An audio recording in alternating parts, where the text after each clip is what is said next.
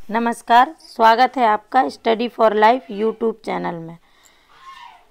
कुछ दिन में वीडियो बनाने में थोड़ी डिस्टरबेंस हो रही है। एक्चुअली में मैं पटना से बाहर हूँ, फिर भी अभी थोड़ा समय निकाला तो सोच रही हूँ कि ऑडियो वीडियो ही आपको प्रोवाइड करा दूँ। जो मॉडल आंसर हम बता रहे थे, जो गैस क्वेश्चन थे, उनमें जो गैस क्वेश्चन हमने दिए हैं उन्हीं के मॉडल आंसर बता रही हूँ, तो आप लोग लिखना ना भूलिए। आज का टॉपिक है स्वतंत्रता आंदोलन के दौरान राष्ट्रभाषा के रूप में हिंदी का विकास। भूमिका में लिखिएगा, राष्ट्रभाषा की आवश्यकता किसी भी राष्ट्र की सांस्कृतिक एवं राजनीतिक एकता की जागृति एवं अक्षुण्णता के लिए होती है। भाषा की विभिन्नता राष्ट्र की राजनीतिक एवं सांस्कृतिक एकता की जागृति में बाधा पहुंचाती है। मतलब अगर भाषा की विभिन्नताएं रहेंगी, अलग अलग भाषाएं रहेंगी देश में, तो जो एकता है वो खंडित होती है। हर कोई अपनी भाषा को प्रमोट करना चाहता है, क्षेत्रवादिता बढ़ती है।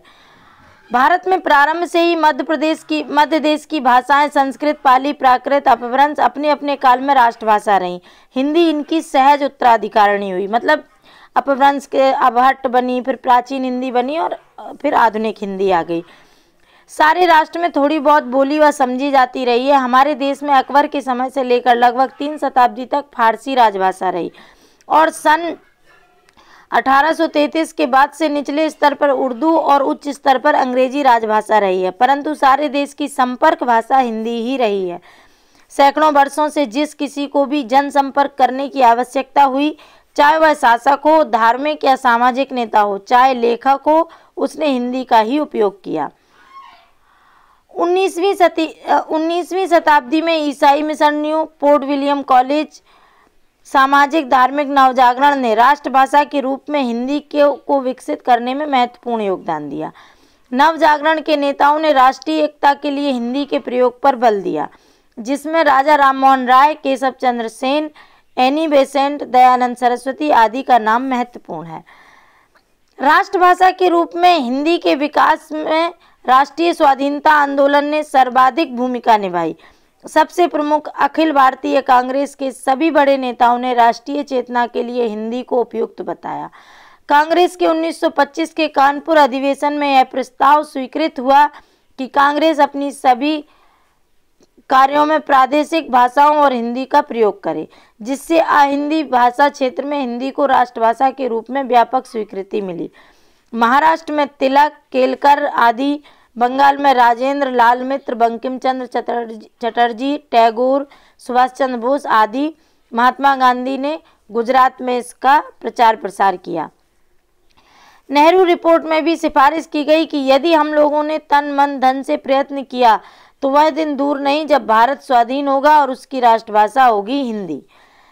गांधी जी का कथन है, अगर स्वराज अंग्रेजी बोलने वाले भारतीयों का और उन्हीं के लिए होने वाला हो तो निसंदेह अंग्रेजी ही राष्ट्रभाषा होगी।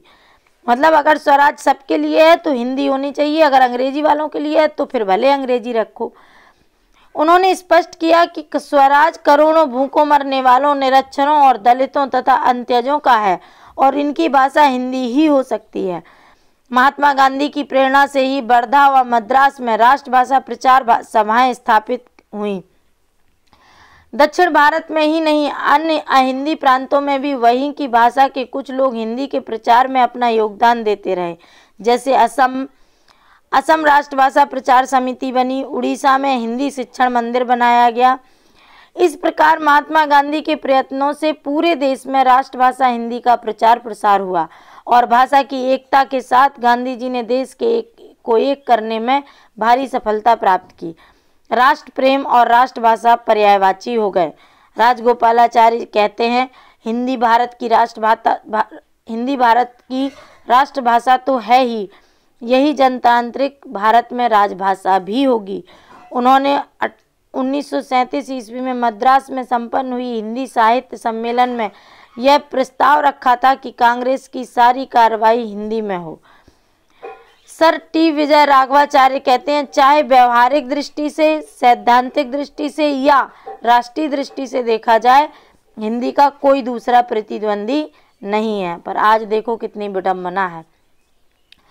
राजर्षि पुरुषोत्तम दास टंडन को हिंदी का प्रहरी कहा गया है। हिंदी साहित्य सम्मेलन की स्थापना की थी इन्होंने। स्वतंत्र भारत के राष्ट्रपति डॉक्टर राजेंद्र प्रसाद हिंदी के प्रचार को राष्ट्रीयता का प्रमुख अंग मानते हैं। देश के भौगोलिक इकाई को व्यक्त करता है, जबकि राष्ट्र भावनात्मक इकाई को, देश जो है वो भौगोलिक इकाई को व्यक्त करता है, जबकि राष्ट्र भावनात्मक इकाई को व्यक्त करता है। भारत को एक वैचारिक सूत्र में बांधने के लिए आवश्यक था कि एक भाषा ऐसी हो जो सारे देश के बीच संपर्क सूत्र का कार्य कर सके। राष्ट्रीय आंदोलन की सफलता की इस आधारभूत आवश्यकता की पूर्ति हिंदी ने की।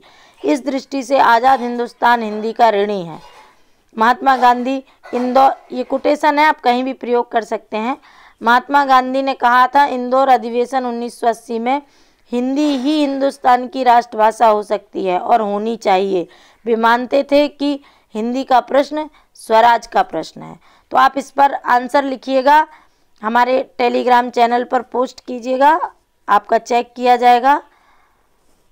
इसे लाइक करें और लोगों को भी शेयर करें। और मैं फिर से क्षमा प्रार्थी हूँ कि वीडियो बनाने में थोड़ा डिले हो रही हूँ, पर जल्दी ही मैं पटना लौटूंगी और फिर इस पर प्रॉपर कार्य होगा। धन्यवाद।